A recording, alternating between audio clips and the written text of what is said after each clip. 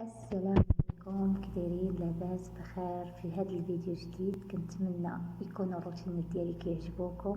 ما تنساوش ديروا لي لايك وكومنتير زوين باش يوصلكم كل جديد. المهم هنايا انا فرحانه بزاف بزاف بزاف، المغرب ينادي. فرحانه بزاف بزاف، توحشت المغرب، توحشت عائلتي، توحشت بلادي، توحشت كلشي. قريب نمشي وغادي نشارك معكم كل شيء، ولكن ما تنساونيش من تشجيعاتكم. نتوما عارفين انني انا هي فتره طويله وانا ما كنحط زعما في القناه بسبب انني كنمل، ما عرفتش ممكن عجز، ما عرفتش علاش. مع ذلك يعني كاين ما يتحط ولكن ما كنحط والو. المهم قلت لي كما قلت لكم، غادي ان شاء الله نمشيو للمغرب في اخر هذا الشهر، وغادي نجهز انا وياكم الشنطه والهدايا وكل شيء ان شاء الله. وانا فرحانه بزاف بزاف بزاف. وما عرفتش، عندي عربيه ديال التوم ولكن ما عرفتش ممكن ما يركبوش في الطيران. فغادي ناخذ وحده كتطوى. بحكم انا اول مره كنمشي، انا ما عارفه الصراحه واش اي عربيه كتدخل في الطياره ولا لا، ما عارفاش. اللي عنده شي فكره يقول لي عليها.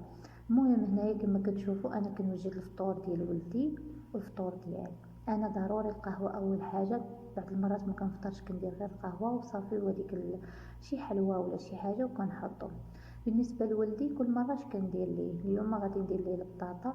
غتقولوا البطاطا على الصباح ماشي، المهم كنشكل ليه وصافي، كندير ليه الحاجات اللي كيبغي. ماشي ولدي، راه ولادي بجوج، بجوج كياكلوا دقه واحده. المهم هنا كما كتشوفوا حطيت البطاطا وحطيت لانشون وحطيت الفرماج صافي، وهذا عصير ديال الخوخ والليمون حطيته لهم حتى هو.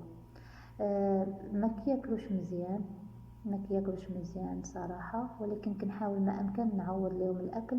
لما شفتهم ما كانوش مزيان كنحاول ندير لهم الرز وندير لهم بحال هكا شي حاجه. المهم هنايا كنوريكم راجلي جا مع الربعه، جاب معاه سنيكرز ودرت ليه تا هو القهوه. المهم نهاري كله خدامه بالقهوه، وليتي 24 ساعه القهوه. نهاري كله القهوه. ماشي بعض المرات كنتغدى، ولكن حيت هو من حكم انه كيكون في الخدمه كيتغدى بعض المرات تما، صافي كندير شي حاجه خفيفه بحال هكا بيض مطيشه، شي حاجه خفيفه الصراحه، حيت ما معوضاش ناكل بوحدي. هذا الشيء اللي كاين خصوصا دابا بصاد. وهنا كما كتشوفوا هنايا خارجين، غادي نمشي للطبيب ديال السنان باش نصايب، باغا ندير رياض سمعي. فبغينا نمشيو للطبيب ديال السنان الساعه للاسف. المهم نتوما تشوفوا في الفيديو، غنمشيو ما غادي ندير والو. شوفوا هنا غادي كنصور لولدي برجليه، ولدي كيحماق على الخروج، كيحماق على شي حاجه سميتها الخروج، كيتسطى على شي حاجه سميتها الخروج. يعني في النهار خاصو ضروري يخرج، لما خرجش صافي بقى يغوت. علاش ما كملش؟ حيت ما عرفتي مجينا معطلين وتسعود كيساليو. وني كنوريكم كنعطي لولاد الرضاضع، هذاك راه الرز والبنان ما كيشبعهم، كنحاول نوسع لهم الرضاعه شويه باش يرضعوا.